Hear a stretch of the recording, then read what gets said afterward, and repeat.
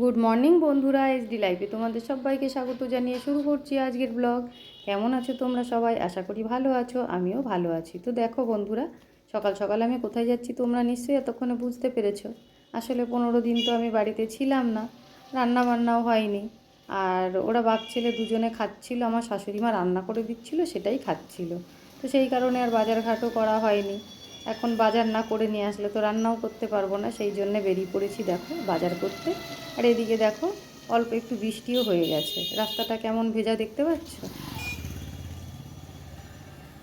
তো চলে এসেছি বাজারে। দেখো বন্ধুরা, বাজারে কীরকম ভিড়, আজকে ছুটির দিন রবিবার, সেই জন্য ভিড়। তো বাজারটা করে নিয়ে তারপরে বাড়ি গিয়ে তোমাদের সাথে আবার কথা বলছি।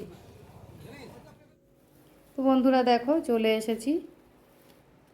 দুটো ব্যাগ যেহেতু নিয়ে গেছি, সেই জন্য বাজার আমি খুব বেশি করিনি, অল্পর মধ্যেই করে নিয়ে এসেছি। তো দেখো এখানে জিরে আছে গোটা, এটা মুদিখানার জিনিস, আর একটু শুকনো লঙ্কা ওই ঠোঙাটার মধ্যে, ওগুলো আগে নামিয়ে নিলাম। আর এদিকে দেখো এই প্যাকেটটার মধ্যে টমেটো, ধনেপাতা আর কাঁচা লঙ্কা। আর সবজি বলতে দেখো এখানে উচ্ছে আছে, ঝিঙে আছে, পটল আছে, ভেন্ডি আছে, আলু আছে আর রসুন। পেঁয়াজটা আর আদাটা আমি আনিনি, কেননা ওই দুটো ঘরে রয়েছে।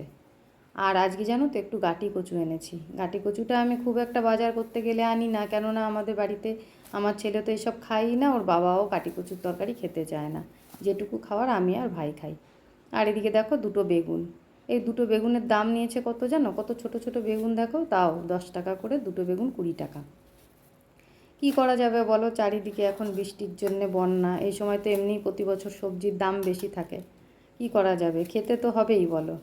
আর এখানে দেখো একটু লোটে মাছও আমি এনেছি। আসলে যেদিনকে ঘরে একটু ডাল ভাত রান্না করব মনে করি না, আমি সেদিন একটু লোটে মাছ নিয়ে আসি।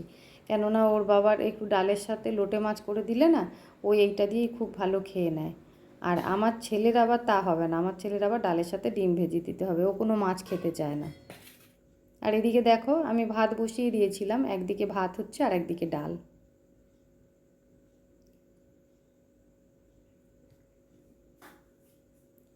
তো বন্ধুরা ভাতটা তো আমার হয়ে গেছে, আমি ভাত নামিয়ে যে উচ্ছে আলু ভাজা বসিয়ে দিয়েছিলাম। আর এদিকে দেখো ডালটাও সেদ্ধ হয়ে গেছে পুরোপুরি। এর মধ্যে আমি একটু টমেটো আর ধনেপাতা দিয়েছি। এই ডালটা আমাদের ঘরে না সবাই খুব ভালো খায়। তো যাই হোক বন্ধুরা, উচ্ছেটা নামিয়ে তো আমি ডালটা ফোড়ন দিয়ে নেব। আর এদিকে দেখো মাছের জন্য আমি পেঁয়াজ কুচিয়ে, আলু কুচিয়ে রেখেছি, বেগুন কুচিয়ে রেখেছি, আর একটু কাঁচা লঙ্কা চিড়ে রেখে দিয়েছি। আর এই রসুনগুলো আছে, রসুনটা আমি মাছে দেবো। তো বন্ধুরা রান্না টান্না করে নিই, পরে আবার আসছি। তো বন্ধুরা রান্না করতে করতে তো ওর বাবা চলে এসেছিলো, এসে স্নান করে নিয়েছে, ওকে আমি আগে খেতে দিয়ে দিয়েছি। দিয়ে তারপরে রান্নাঘরটা পরিষ্কার করে স্নান করে এই দেখো পুজো দিতে বসেছিলাম। তো পুজো তো আমার হয়ে গেছে, ধীরে সুস্থেই পুজোটা দিলাম, যেহেতু ওর আজকে খাওয়া দাওয়া হয়ে গেছে। আর মানে চিন্তা নেই, আর আমার ছেলে তো খাওয়ার কোনো গ্রাহ্যই নেই। তো পুজো তো আমার হয়ে গেছে, এবার চলো আমরা মা ছেলে মিলে খাওয়া দাওয়া করে নিই। তো দেখো বন্ধুরা, তোমাদের তো আমি আগেই বলেছিলাম আমার ছেলে মাছও খেতে চায় না। তো এখানে দেখো একটা ডিম ভেজে দিয়েছি আর ডাল দিয়ে ওকে ভাত দিয়ে দিয়েছি। আর এখানে আমার পাতে আছে উচ্ছে আলু ভাজা আর লোটে মাছ আর ডাল। এটা দিয়ে এখন আমি খেয়ে নেব। তো বন্ধুরা আমরা খাওয়া দাওয়া করে নিই, তোমাদের যদি কারোর খাওয়া দাওয়া না হয়ে থাকে অবশ্যই তোমরাও খাওয়া দাওয়া করে নাও, তারপরে আবার আসছি। তো দেখো বন্ধুরা আমি চলে এসেছি ছাদে। খাওয়া দাওয়া করে তো একটু রেস্ট নিয়ে নিয়েছি, তারপরে দেখো বিকেল দিকটাতে ছাদে এসেছি। আর এদিকে মেঘ করেছে, মেঘটা দেখেই আরও আসলাম। তো দেখো আজকে কিন্তু কাচাকাচি আমি কিছু করিনি, নিজেরই জামা কাপড়গুলো একটু ধুয়ে মেলে দিয়ে গেছিলাম। তো এগুলো শুকিয়ে গেছে, কেননা সকাল দিকে রোদ ছিল, মাঝে মধ্যে একটু বৃষ্টি হচ্ছিল ঠিকই, আবার থেমে থেমে রোদও দিচ্ছিল। তো মেঘটা দেখে আরও তাড়াতাড়ি আমি তুলে নিলাম। ওই দেখো বন্ধুরা, দেখেছো আকাশে কীরকম মেঘ, বেশ সুন্দর হাওয়াও দিচ্ছে জানো তো। সেই জন্য ভাবলাম যে এগুলো তুলতে আসলাম ঠিকই, একটুখানি ছাদে পায়চারিও করে যাই। কেননা সারাদিন জানো তো ঘরের মধ্যে থাকতে আর ভালো লাগে না থাকতে থাকতে। তাও তো মায়ের কাছ থেকে ঘুরে এসে তাও একটুখানি ভালো লাগছে, না হলে কদিন একভাবে থাকতে থাকতে না কেমন যেন একঘেয়ে হয়ে যায়। এদিকে গাছপালাগুলো দেখো মেঘ করলে যেন এগুলো আরও বেশি সুন্দর লাগে দেখতে, তাই না বলো? এদিকে দেখো আমাদের ঘরের পাশেই আমাদের এক কাকা শ্বশুর আছে, ওদের ঘর হচ্ছে। এই দেখো, আর ওই বিড়ালটাকে দেখো, ওই পাঁচিলের উপর দিয়ে হাঁটতে হাঁটতে মাঝখানে গিয়ে দাঁড়িয়ে এবার কোথায় যাবে তাল পাচ্ছে না। একবার ওপর দিকে তাকাচ্ছে, একবার নিচের দিকে তাকাচ্ছে, একবার সামনের দিকে তাকাচ্ছে, ও বুঝতেই পারছে না কোন দিকে যাব। বিড়ালটা কিন্তু একদম ছোট্ট বাচ্চা বিড়াল। তো আমি ছাদে দাঁড়িয়েছিলাম, আমার সঙ্গে কাজলও ছিল, কাজলও দেখছিল। ছোট্ট বিড়ালদের খেলা বলো, এইসব জিনিসগুলো না দেখতে খুব ভালো লাগে।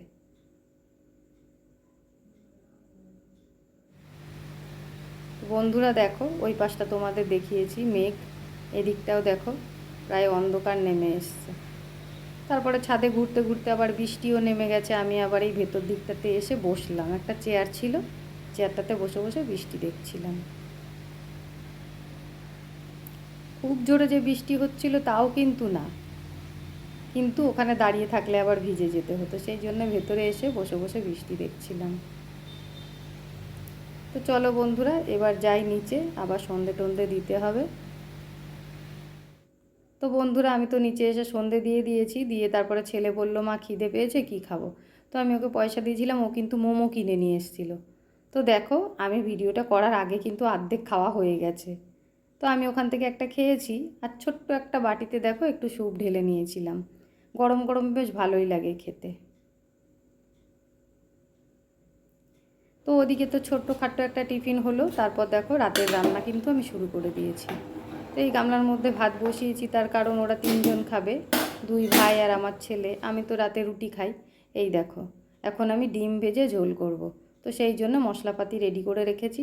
আর যেহেতু ডিম ভেজে ঝোল করব, ওর মধ্যে একটু ধনেপাতা দিলে কিন্তু খুব ভালো লাগে খেতে।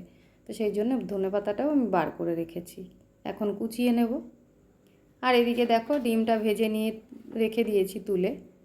এবার এর মধ্যে আমি একটু জিরে ফোড়ন দিয়ে দিলাম। আলুটা না আমি অর্ধেক সেদ্ধ করে রেখেছি।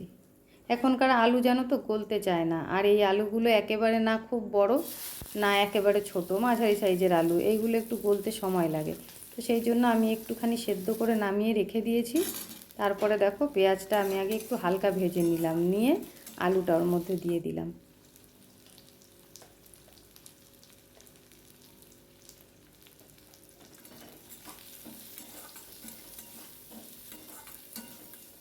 নুন হলুদ দিয়ে আমি তো একটুখানি নেড়ে নিয়েছি। তারপর দেখো, একটা টমেটো কেটে দিয়ে দিলাম। আর ওদিকে আমি মশলা করে নিয়েছি, মশলাটা দিয়ে দিলাম। এর মধ্যে রসুন, আদা, কাঁচা লঙ্কা আর একটুখানি কিন্তু আমি পেঁয়াজ আর টমেটো কেটে দিয়ে দিয়েছিলাম ওর মধ্যে। কেননা মিক্সির বাটিটা বড়, তো ওর মধ্যে ছোট্ট একটু মানে অল্প একটু মশলা কিন্তু হতে চায় না। তো যাই হোক বন্ধুরা, দেখো আমার তো ডিম রান্না রেডি। আর ধনেপাতাটা আমি কুচিয়ে রেখে দিয়েছিলাম, এখন এর মধ্যে ধনেপাতা দিয়ে দেবো, তাহলেই আমার ডিমটা রান্না কমপ্লিট হয়ে যাবে। তো বন্ধুরা, আমার ভিডিওটা আজকে তোমাদের কেমন লাগলো অবশ্যই কিন্তু কমেন্ট করে জানিও। তোমাদের কমেন্টের অপেক্ষায় কিন্তু আমি থাকবো।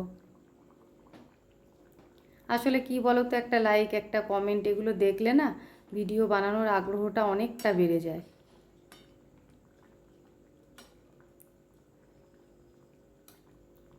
তো বন্ধুরা, আজকের ভিডিওটা এই পর্যন্তই। তোমাদের যদি ভালো লেগে থাকে লাইক কমেন্ট অবশ্যই করো। আর চ্যানেলে যদি নতুন হয়ে থাকো, চ্যানেলটাকে সাবস্ক্রাইব করে আমার পাশে থেকো। তো আজকের মতন এই পর্যন্তই, টাটা বন্ধুরা।